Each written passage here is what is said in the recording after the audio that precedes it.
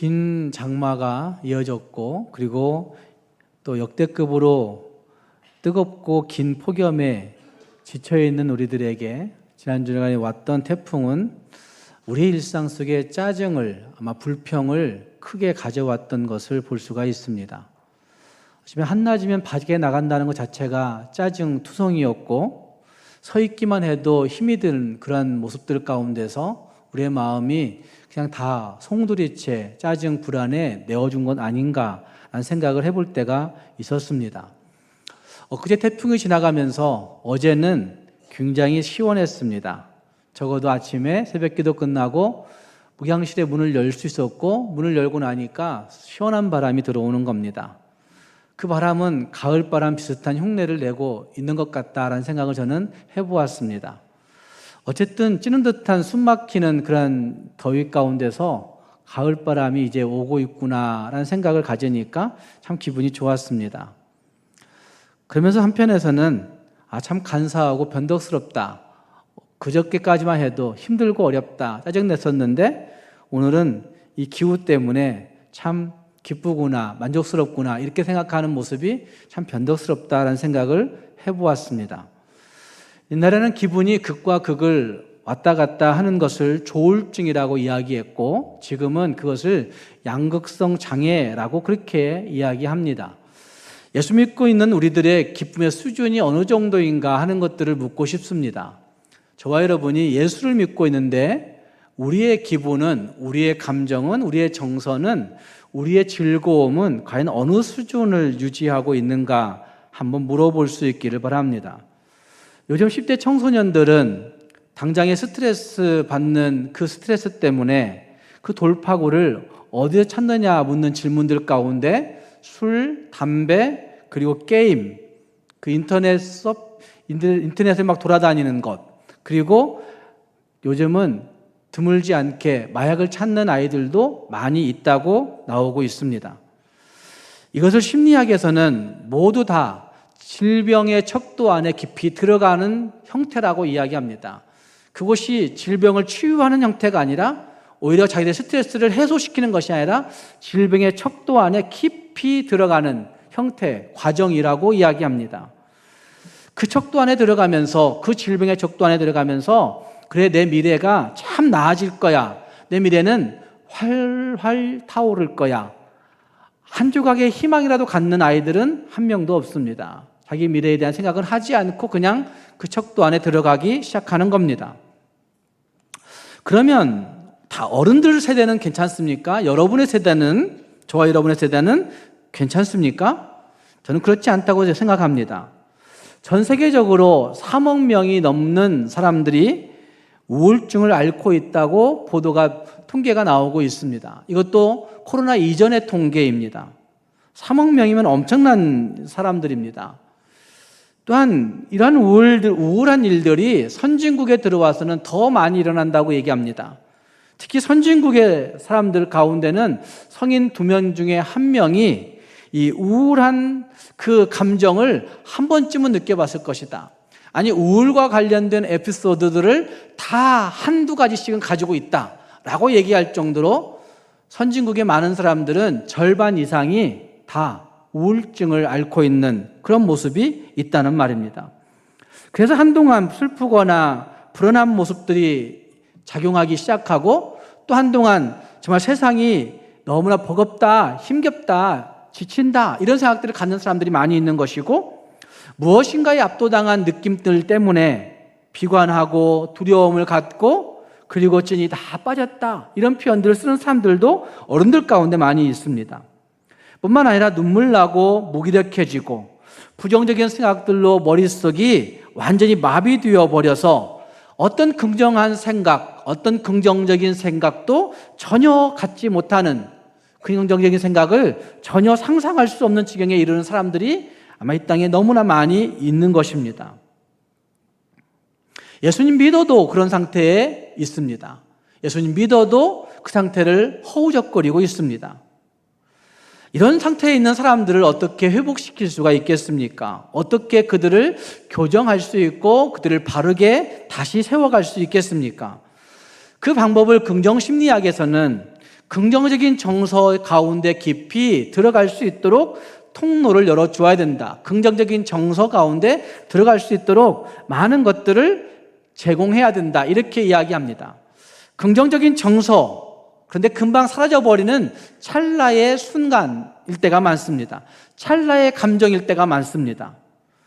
그래서 더 좋은, 질 좋은 긍정적 정서, 이벤트성인 긍정적인 정서, 이런 것들을 자꾸 부여해 줘야 된다고 생각하는 사람들이 있습니다. 그러나 질 좋은 긍정적 정서를 아무리 많이 부여해 준다 할지라도 별로 큰 유익이 없을 때가 많습니다.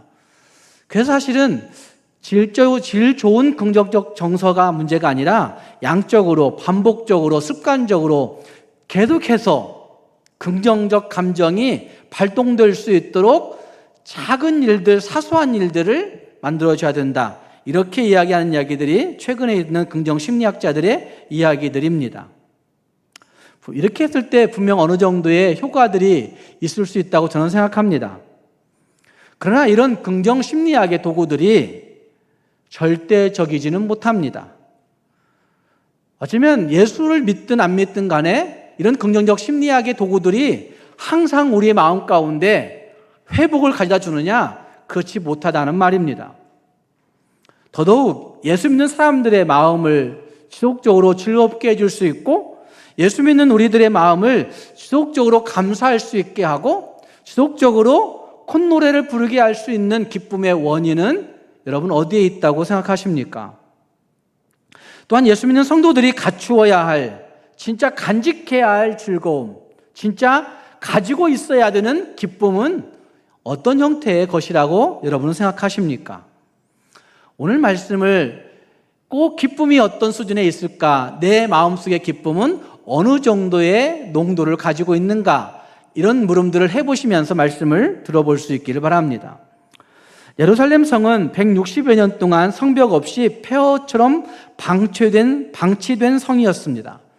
그래서 어떤 해석학자들은 마치 거대한 쓰레기 더미와 같은 곳이 예루살렘 성이었다고 그렇게 이야기합니다. 그 쓰레기 더미 속의 예루살렘 성은 악취가 나고 사람이 다닐 수 없기 때문에 그곳은 사람 살 곳이 못 되었습니다. 더욱이 성벽을 짓기 전에는 외적이 침입해 와도 막아낼 수 있는 능력이 없었기 때문에 사람들이 살고자 하는 마음이 전혀 없는 곳, 그곳이 바로 예루살렘 동네였습니다. 성벽이 완공되었어도 선뜻 성 안에 돌아와서 살고 싶어하는 사람들이 없었습니다. 그래서 백성의 지도자들을 상주시키는 일들이 벌어지게 되었고, 지난주에 우리가 보았던 것처럼 백성들 가운데 제비 뽑아서 10%의 백성들을 그곳에 강제 이주시키는 일들도 있었던 것을 볼 수 있습니다. 물론 그 이후에 자원하여 그곳에 돌아온 사람들이 많이 있어서 그 예루살렘 성에 살아가고 있었습니다. 이런 상황에서 그곳에 들어온, 예루살렘 성에 들어온 사람들의 마음 가운데 기쁨이 있었겠습니까?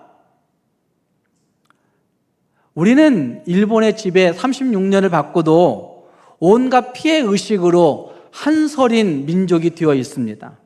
한이라고 하는 단어가 대명사가 되어 있는 민족이 되어 있습니다. 우리 민족을 보면, 우리 민족의 형편을 보면 아마 지금 이스라엘 민족에게 기쁨이라고 하는 것은 정말 사치품이었을 것입니다. 왜냐하면 160년 동안 방치된 성이니까. 포로로 그냥 30년 정도가 아니라 70년 이상을 포로로 잡혀가 있던 사람들이었으니까 아마 그들에게 기쁨은 사치품이었다고 해야 옳다는 말입니다. 그런데 그들이 지금 예루살렘 성벽을 완공하고 성벽의 봉헌식을 드리면서 기쁘게 즐겁게 외치고 있는 모습이 여기에 등장합니다. 그들이 쌓았던 벽돌들 한 장 한 장마다 그 벽돌 한 장 한 장에 서려 있는 애환이 있었을 것이고, 역사적인 고초가 있었을 것이고, 방해가 있었을 것이고, 조롱거리가 아마 떠올랐을 수 있는데, 그것에도 불구하고 그 가운데서 하나님이 어떻게 신실하게 인도해 주셨는지, 하나님이 어떻게 우리를 보호해 주셨는지, 이것들을 떠올려 가면서 그들은 지금 하나님 앞에서 즐거워하고 있는 것 같이 보이고 있습니다. 느헤미야서에는 두 번의 큰 기쁨 사건이 등장합니다. 우리가 이전에 살펴보았는데 8장 말씀에서 느헤미야 말씀을 보면 이스라엘 민족이 말씀을 들으면서 애통해했습니다. 그때 선지자는 그들에게 말합니다. 오늘은 주의 성일이니 슬퍼하지 말라고, 그러면서 여호와를 기뻐하라. 여호와를 기뻐하는 것이 너희의 힘이다. 이렇게 외치고 있는 말씀이 느헤미야 8장에 등장했습니다. 그리고 이스라엘 백성들은 그 선지자의 말을 듣고 정말 여호와를 기뻐하는 것들을 힘삼고 즐거워하고 있는 모습이 8장에 나타나고 있습니다. 지금은 성벽을 봉헌하면서 크게 기뻐하고 감사함이 반복되어져 등장하고 있는 모습이 거기에 등장합니다. 함께 읽은 이 12장 말씀에서 등장하고 있는 이스라엘 민족의 기쁨은 어떤 기쁨이었을까요, 여러분? 그들이 왜 기뻐했겠습니까? 지금 이스라엘 민족이 여기 12장에서 왜 기뻐하고 있을까? 단순히 성벽을 완공했기 때문에 기뻐했을까요? 저는 그렇지 않다고 생각합니다. 성벽을 완공했다고 해도 그들이 이렇게 크게 심히 즐거워할 만큼의 만족스러운 안정감은 그들에게 없었습니다. 아마 아직 살기에 족한 모습이 될 수 없었기 때문에 그들에게 이렇게 크게 즐겁게 심히 즐거워할 모습은 있을 수가 없다는 말입니다. 아니, 물질적인 것만 볼 때에는 아예 없을 때보다도 조금 가졌을 때 더 기뻐할 수 없는 것이 사실 아닙니까? 아예 없을 때는 조금만 주어져도 기뻐합니다. 조금 가진 다음에는 그 다음 것이 조금 주어진다 해도 만족스럽지 않습니다. 우리의 안정감이라고 하는 것, 우리의 자존감의 보상이라고 하는 것, 그것이 바로 이런 형태입니다. 조금 내가 누리면 기뻐해요. 그런데 조금 누리다가 그 다음 것이 오면 이걸 능가할 수 있는 기쁨이 되지 못하기 때문에 금방 또 기뻐하지 못합니다. 자존감의 형태도 마찬가지죠. 어느 수준의 자존감에 이를 수 있습니다. 그 자존감의 수준에 이르렀을 때 남들보다 더 관대하고 이해가 많고 남들에게 더 베풀 것 같은 그런 모습을 가지고 여유가 있는 안정감을 갖는 사람들이 있습니다. 그런데 그 자존감, 세상에서 얻는 자존감을 얻은 다음에 그 다음 잘 살펴보시면 그 다음 우리는 나보다 조금 더 나은 자존감을 가진 사람이 나타나게 되면 비교라는 것이 생기면서 그때부터 우리는 슬픕니다. 내가 왜 이 정도밖에 되지 않을까? 괴로워합니다. 그러니 여기 이스라엘 민족은 조금 물질적인 맛을 조금 감칠맛 날 정도로 받았기 때문에 더 큰 불평이 나올 수 있는 환경이 그들에게 있었다는 말입니다. 그런데 함께 읽은 말씀에는 반복되는 구절이 있습니다. 27절 말씀에 즐거이 봉헌식을 행하며 이렇게 얘기하고 있고 31절 말씀, 38절 말씀, 40절, 42절, 43절 말씀에서 잘 보시면 감사 찬송하는 무리란 단어가 반복되어서 등장하고 있고 그들의 찬송이 크게 찬송했더라, 심히 즐거워했더라, 이런 말씀이 반복되어 나타나고 있는 것을 볼 수가 있습니다. 이스라엘 민족이 성벽을 봉헌하면서 즐거워했고 감사 찬송하였고 크게 외쳤다고 이야기합니다. 뿐만 아니라 그 감사함이 43절 말씀을 보시면 이런 말씀이 있습니다. 크게 즐거워하게 하셨습니다. 부녀와 어린아이도 즐거워하였으므로, 그 다음 말씀에 뭐라고 얘기해요? 예루살렘이 즐거워하는 소리가 멀리 들렸느니라, 이렇게 말씀하고 있습니다. 옛날 번역 성경에서는 예루살렘 그 성 안에 있던 그 즐거움의 소리로 주변이 떠들썩했다고 그렇게 기록하고 있습니다. 감사하며 찬송하며 기뻐하는 소리로 주변이 떠들썩했더라. 여인들도 어린아이들도 함께 즐거움으로 말미암아 주변이 온통 떠들썩하게 되었더라. 이렇게 말씀하고 있다는 말입니다. 나를 떠들썩하게 한 기쁨의 이유가 과연 무엇이었겠습니까? 단순히 성벽을 52일 만에 완성했기 때문에, 거기에서 오는 성취감이 있었기 때문에, 거기에서 오는 기대감이 있었기 때문에 진짜 기뻐했을까? 아니면 성벽을 세우기까지 겪었던 반대와 조롱, 수치와 공격, 그것들 가운데서 우리 공동체가 잘 이겨냈구나, 우리 공동체가 하나 되었구나, 이런 만족감이었을까요? 아니면 그들이 진짜 이 모든 것들을 잘 해냈구나라고 한 놀라움에 겨운 감사, 승리에 찬 기쁨일 수도 있었을 것입니다. 그러나 성경은 이렇게 얘기합니다.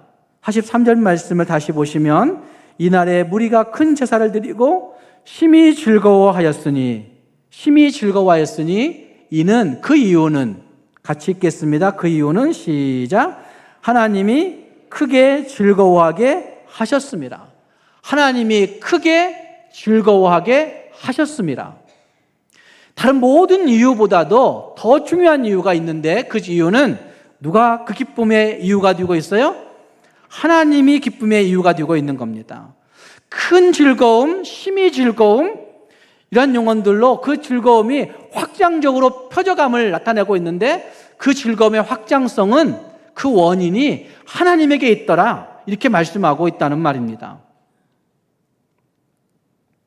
여러분에게도 하나님이 주시는 기쁨의 파도가 퍼져갈 수 있기를 바랍니다.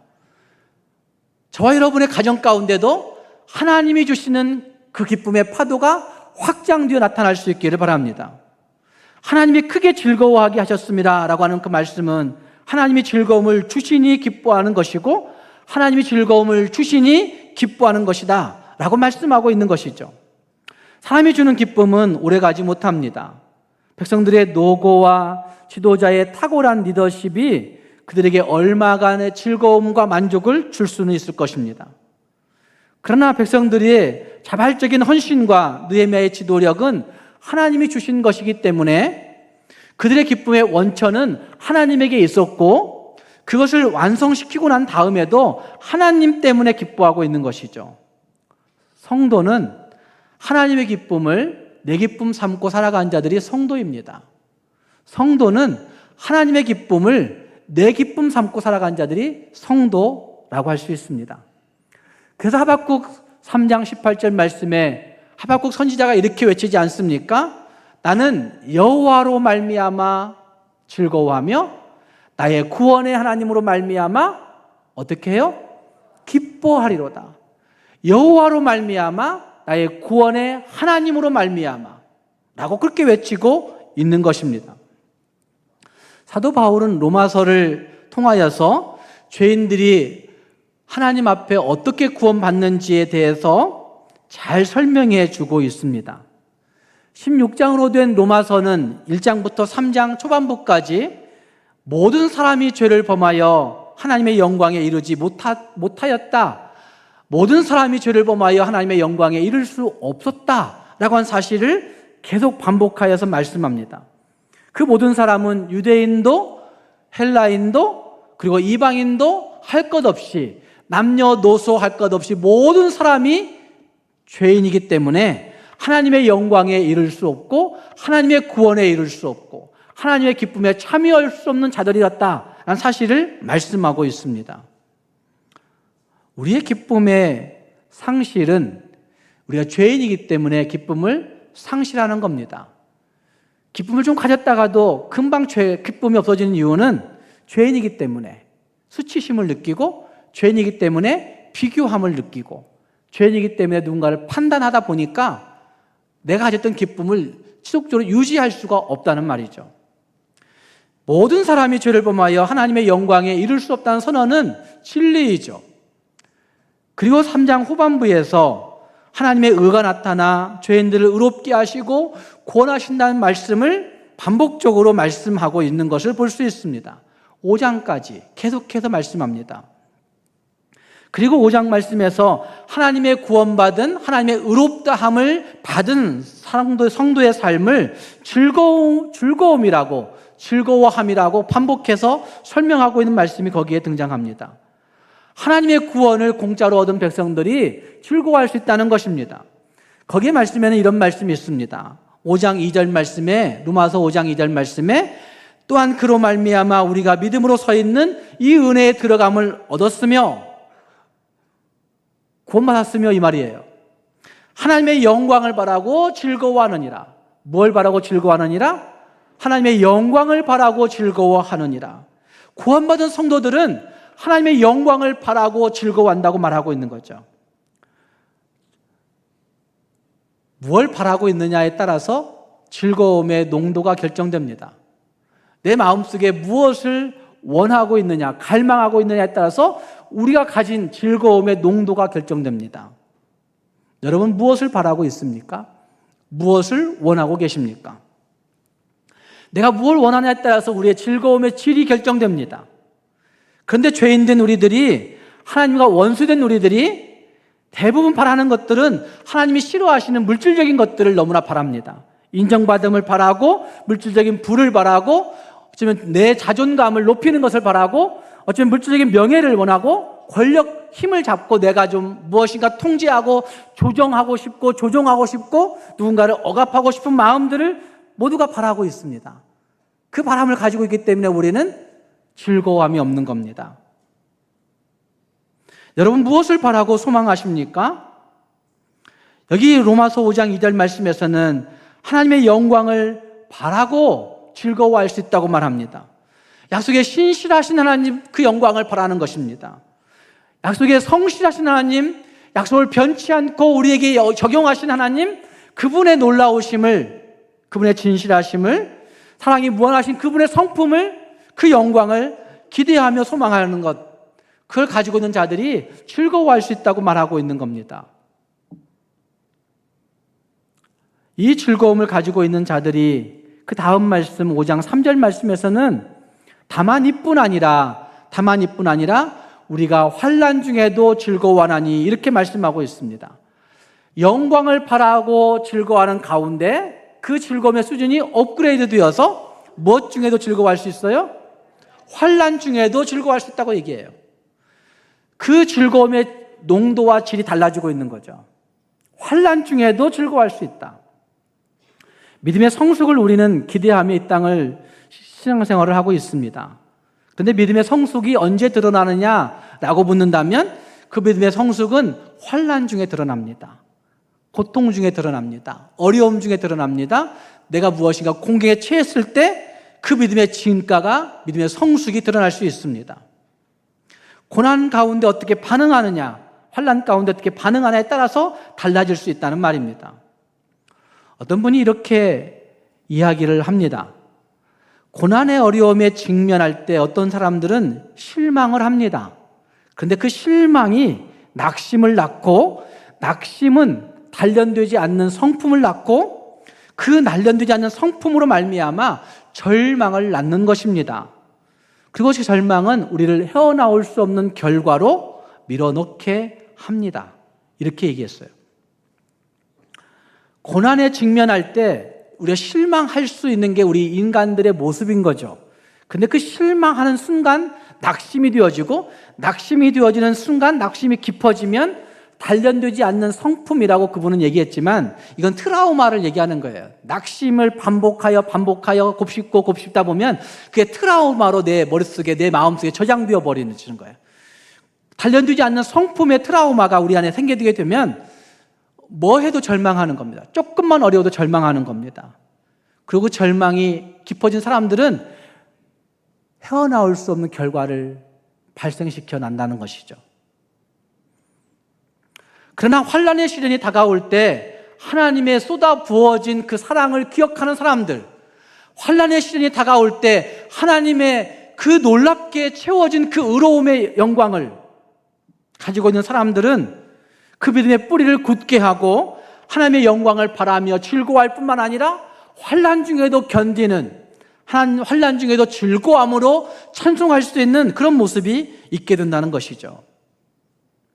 또 한 가지는 5장 11절 말씀에 하나님 안에서 즐거워하느니라, 하나님 안에서 또한 즐거워하느니라 이렇게 말씀하고 있습니다. 로마서 5장 1절 말씀부터 11절 말씀은 한 단락의 내용이에요. 한 단락의 내용이에요. 2절에서 하나님의 영광을 바라고 즐거워하느니라, 3절에서 뿐만 아니라 환난 중에도 즐거워한다, 11절 말씀에서 뿐만 아니라 하나님 안에서 또한 즐거워하느니라 이렇게 말씀하고 있는 것이죠. 5장 11절이 말씀하고 있는 즐거워하느니라 라고 하는 말씀은 더 적극적으로 자랑한다는 뜻을 갖고 있습니다. 더 적극적으로 자랑하는 거예요.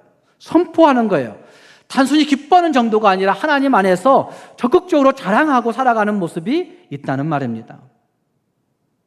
이 즐거움에는 더 이상의 바람도 없습니다. 이 즐거움에는 더 이상의 기대도 필요 없습니다. 이 기쁨에는 더 이상의 어떤 권력이나 명예나 신분의 상승이나 어떤 만족도 필요하지 않습니다.